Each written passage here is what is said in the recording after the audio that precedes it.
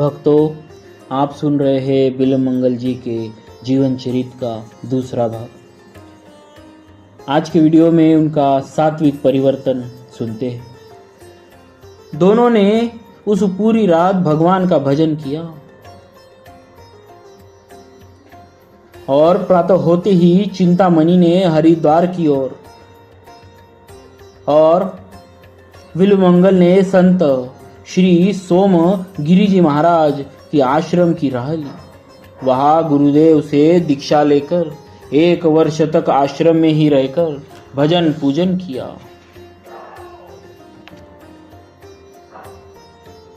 फिर वृंदावन धाम के लिए चल पड़े। श्याम सुंदर की प्रेममयी मनोहर मूर्ति का दर्शन करने के लिए बिल्वमंगल पागल की तरह जगह जगह भटकने लगे। कई दिनों के बाद एक दिन अकस्मात उन्हें रास्ते में एक परम रूपवती युवती दिखाई पड़ी। पूर्व संस्कार अभी सर्वथा नहीं मिटे थे। युवती का सुंदर रूप देखते ही नेत्र चंचल हो उठे और नेत्रों के साथ ही मन भी खींचा। बिल्वमंगल जी को फिर मोह हुआ। भगवान को भूलकर वह पुनः पतंग बनकर विषयाग्नि की ओर दौड़ा। बिल्वमंगल युवती के पीछे पीछे उनके मकान तक गए।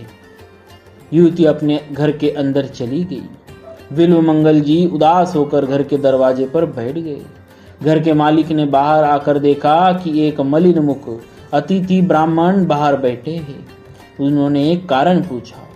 बिल्वमंगल जी ने कपट छोड़कर सारी घटना सुना दी और कहा कि मैं एक बार फिर उस युवती को प्राण भरकर देख लेना चाहता हूँ। तुम उसे यहाँ बुला लाओ। युवती उसी गृहस्थ की धर्म पत्नी थी। गृहस्थ ने सोचा कि इसमें हानि ही क्या है। यदि उसके देखने से ही इसकी तृप्ति होती हो तो अच्छी बात है। अतिथि वत्सल गृहस्थ अपनी पत्नी को बुलाने के लिए अंदर गए। इधर बिल्वमंगल के मन समुद्र में तरह तरह की तरंगों का तूफान उठने लगा।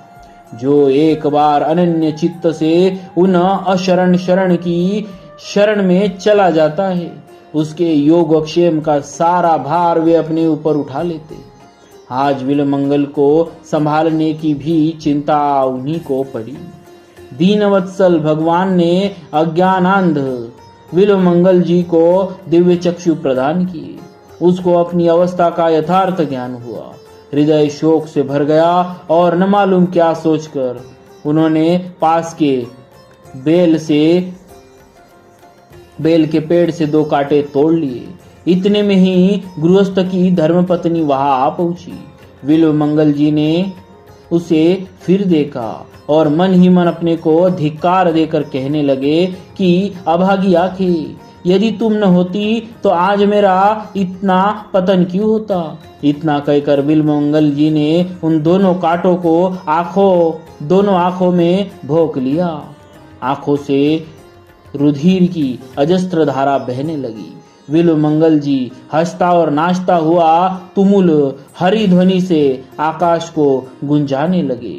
गृहस्थ को और उसकी पत्नी को बड़ा दुख हुआ, परंतु वे बेचारे निरुपाय थे। बिल्वमंगल जी का बचा खुचा चित्त मल भी आज सारा नष्ट हो गया और अब तो वह उस अनाथ के नाथ को अति शीघ्र पाने के लिए बड़े ही व्याकुल हो उठे। उनके जीवन नाटक का यह तीसरा पट परिवर्तन हुआ। भक्तों, भगवत प्राप्ति का नाम योग और उसके निमित्त किए हुए साधनों की रक्षा का नाम क्षेम है। इसी को योग क्षेम कहते हैं। बोलिए श्री बिल्वमंगल जी महाराज की जय। भक्तवत्सल भगवान की जय।